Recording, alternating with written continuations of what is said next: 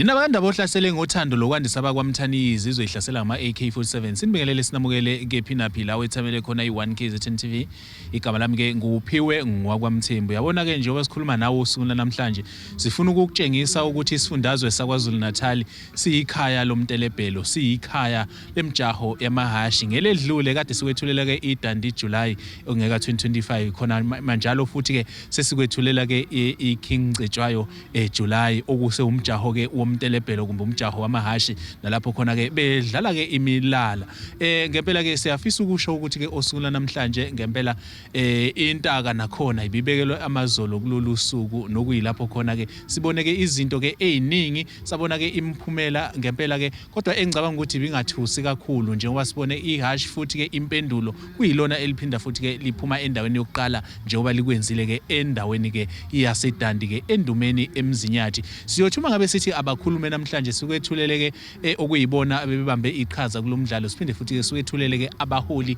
okuyibona futhi ke abenze ukuthi lo msebenzi ube impumelelo konke lokho sekuthola uma ngabe sithi ke abakhuluma ngifisa ubingelela ababukeli bakho ngizwakalise ukuthokoza okukhulu nokujabula ukuthi umcimbi wethu namhlanje uhambe kahle nezulu lasiphatha kahle nabantu bayiphatha kahle bafika ngobuningi babo nomsebenzi owenziwe abamahashi ojoki nabo bonke nje abafaka uxhaso savakashelwa amakhosi aseNdlunkulu amaningi angaphezulu kweshumi nesihlanu amakhansela abahlonishwa osomabhizinisi lokho kungijabulisile mina njengesakhamuzi sokuqala sala King Cetshwayo ngoba ngiyazi ukuthi abantu abaningi bahlomlile osomabhizinisi bahlomlile kusukela kwaba BnB amahotela abe transport amatekisi zimoto amabhasi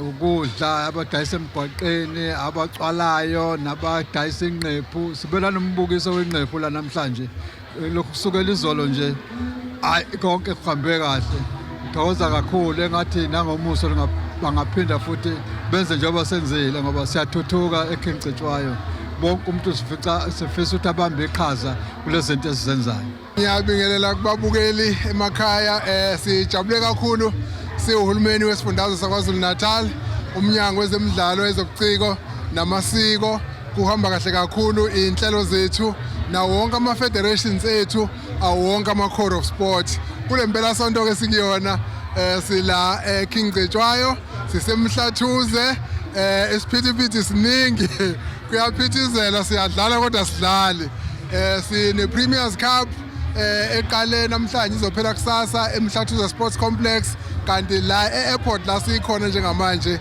kunomtelebhelo iKing Cetshwayo traditional horse race enziwa yonke iminyaka uhambe kahle kakhulu kumjaho sibonile izinga beliphezulu siyabonga kakhulu kumasipala waseKing Cetshwayo idistrict kanye na wonke ama local municipalities angaphansi kwababa uDlamini sibonge futhi nakumhlonishwa uNgwezi umeya weCity of Mhlathuze ngoba neinhlelo futhi lezi ezinye zemidlalo yebhola ama pre-season iPremiers Cup nayo ihamba kahle kakhulu ngawo ngasho nje ukuthi ngakwezomnotho lempela sonto beyinhle kakhulu eKing Cetshwayo nasemhlathuze noma siphala basethuze kakhona ngenxa yeinhlelo ezenziwe umnyango zokudlala inhlelo zobuciko ezenziwe umnyango ngokubambisana nomasipala siyabonga kakhulu.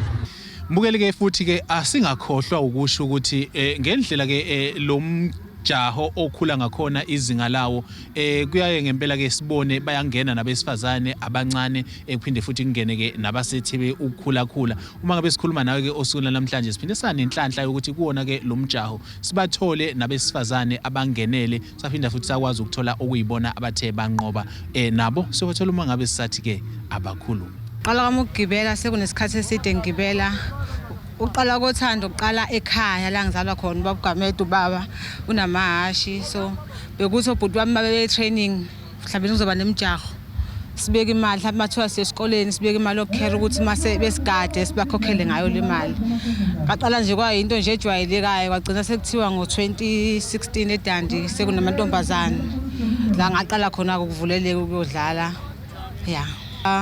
eDandi ngangemisela ukuthi ngizothatha uwani akangenzeka ngezathu sokuthi ngathi ngisuka endlini ngakhohlwa induku yokushaya so abanye abantu abathanda ukushare izinto nabanye abantu. Ngathi mangiboleka induku akangabe bikhovelayo ekuthenini ngiboleke, I decide ukuthi ngithenge ngibe neyami enye njengoba ngithengile namhlanje.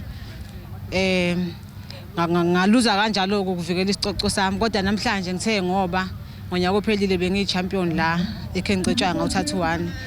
Bekungiphoqa futhi ukuthi angikwazi ukuluza icoco zami zibe u2 ngenyanga eyodwa. Ngathi ngoba sesedanje singiluzile lesi angisase ngizivikela siphinde futhi silale ngakubeni. Mhlambe namhlanje uma ngabe sibheka sikubonile uyingxenye yemjaho eminingi ephambilini, kodwa singakhuluma ngalo oseduze okuyidandi July esiphuma kuyona. Ubukhona and wenza ezibukwayo namhlanje kushintshile. Umuntu okuyena owawukade ke umbeke endaweni yesibili namhlanje ubeke wena endaweni yesibili, konakelephi? Angeke ngize ngisho ukuthi ngathi konakele, kodwa namhlanje iyashiba ngathi belihlupha lamaphutha amaningi kakhulu, belihlala nje kancane liphinde liphontshe futhi. Engingasho futhi ukuthi mhlawumbe njengokuthi angizange sengikhona ngilithola isikhathi sokutraina ngoba emva kokudlala idandi July ngahamba futhi ngibuyele emsebenzini ade sengibuye izolo ebusuku njengoba sengizogibela namhlanje. Ngingasho ukuthi mhlawumbe into engathi ithe ukuphazaphazamisa leyo, alitrainekanga kahle. Mhlambe uma ngasitshela nje uthando lwamahashi ngempela ngoba siyabona ukuthi imbokodi iyangenisa kancane kancane. Uma sibuka la ikhingcetshwa usuku namhlanje abemabili ama-race abesifazane uqala ingane kwasekuba amasenior okuyinina. Mhlawumbe uma ubuka indlela izinga elikhula ngayo lamahashi yini oyibonayo in the next 3 years? Engiyibonayo ukuthi ngathi siya i-race yethu, ngikhulumela i-race yethu ladies race eyathuthuka kwayithina abagibeli siya ngokuya sanda unyaka nonyaka. Ngibona ne-sponsorship sesithanda ukuthi sithi ukukhula impela emantombazaneni. Engikholwa ukuthi in the next 3 years izobe sesinama-sponsors amaningi, mhlampe nemali futhi izobe sithe ukukhula sikwazi nokuthi sifeze ezinye izidingo nathi.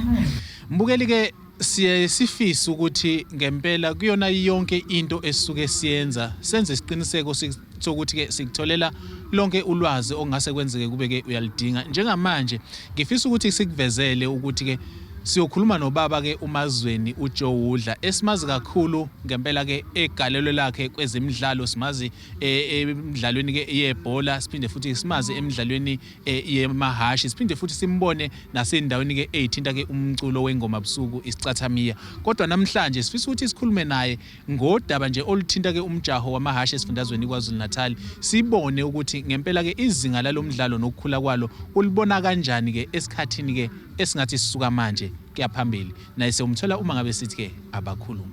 Ngicabanga ukuthi mawubheka imidlalo ekhulayo, lo mdlalo lo wamahashi kakhulukazi siyawazi lo munye lo conventional one le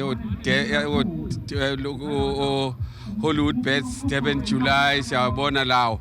Yabona lo kodwa wamahashi lawa omtelebhelo ngicabanga ukuthi umunye wemidlalo oku top 5 ngokukhula. Yabona nje ngibonile eDandi kuyona lapha eDandi July, ngibonile nala kunomfana nje oqeda umfana omncane na 14 years oqeda ukuwina irace enkulu kabi wakwamabaso. Umfana lo uthi lokho aqala ukugibela amahashi eneminyaka eyisishiyagalombili.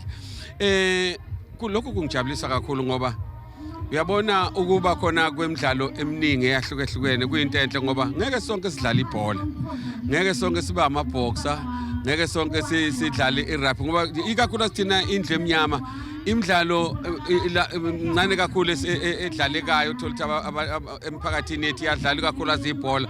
Manje ke ibhola i-team sport, yazi ke i-team sport iyahlupha kuba yilabo nalabo abanenhlanhla ukuthi baphumelele la ukudlala. Kanti imidlalo efana njenganale kulula ukuthi umuntu afunde ukuthi ukugibela ihashi aligibela akhuphuke aye phambili kuya nokuthi umuntu uzimisele kangakanani. Ilokho engikuthandayo kuwo lo mdlalo lona wamahashi. Futhi ke okunye nje unikeza abafana basemakhaya la emakhaya nalabo basemaplazini ngoba abadlali abagibela abaningi abafunda amahashi la abasebenza khona emaplazini la beqhashwe khona. So into iyo lento engijabulela ngoba amathuba amaningi atholwa abantu abasemadolobheni abasemalokishini bathola bona amathuba angcono la izinto ziseduze kuona. Lo ngisho umuntu ophansi impela ehlathini komduku ngamthola umfana egibela ihashi uye phansi le kopha ngoba uthola umfana ekwazi ukugibela ihashi. Ilokho okwenza ukukhula kwalomdlalo okwenza ukuthi kungijabulise kangaka. Ikusasa lethu sentsheni ngakho kufanele sinveste entsheni. Sifundise intsha ukuthi kufanele enze njani ziphila. Thoze kakhulu umsakazi izolo enganeni zethu eyingonobuhle zibuzwa imibuzo. Into ezishilo zathi impumelelo isekutheni umuntu azethembe akwazi ukuzenzela angabheki ukuphiwa ngoba uma ubheka ukuphiwa uyoba undlala kudliwa abantu bedla abantu ubulambile wena.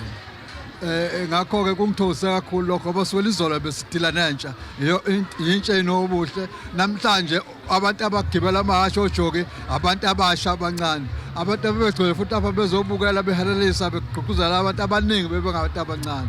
Thoza kakhulu nasemakhosini asedlunkulu nawo ahlale sisingatha njalo abefikele futhi nangobuningi bawo namhlanje sewafika nje ungqongqoshe kwaZolenke inkosi yasembongomongweni uyakwabuthelezi nawo wonke amanye amakhosi abekhona nawo bonke nje abantu bekhona benze ukuthi sabona umsebenzi wethu uyimpumelelo ikakhulukazi futhi ngoba kuningi obekwenzeka nase-Richards Bay khona bekwenzeka lapha kunemidlalo eqalile yama-team lana ala KwaZulu Natal apromotiwe angena ku-PSL abenemidlalo namhlanje kusasa izobe seshaya ifinal kunje yonke lempela sonto kusukela izolo ngolwesihlanu kuze kube kusasa ntambama isaduma nje umnotho ugeleza la esifundeni saseKhencetshwa sithokoza kakhulu.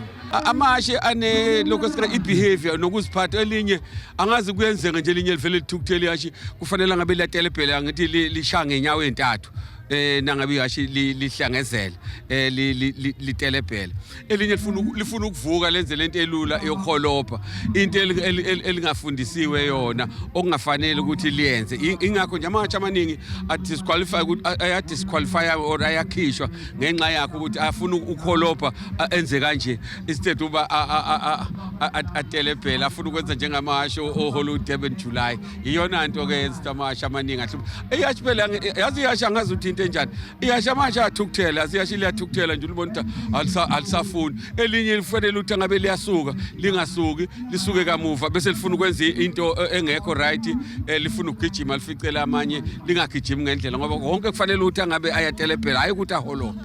Mbukeli ke besingemuki ingakho singegeqe amagula. Sibonga kakhulu ukuthi ube ingxenye yalolu hlelo. Wasiboleka indlebe, wasinikeza isineke, wasilalela sikuthuleleke amazwibela wekade kwenzeka kwiKhencetshwa July ingeka 2025.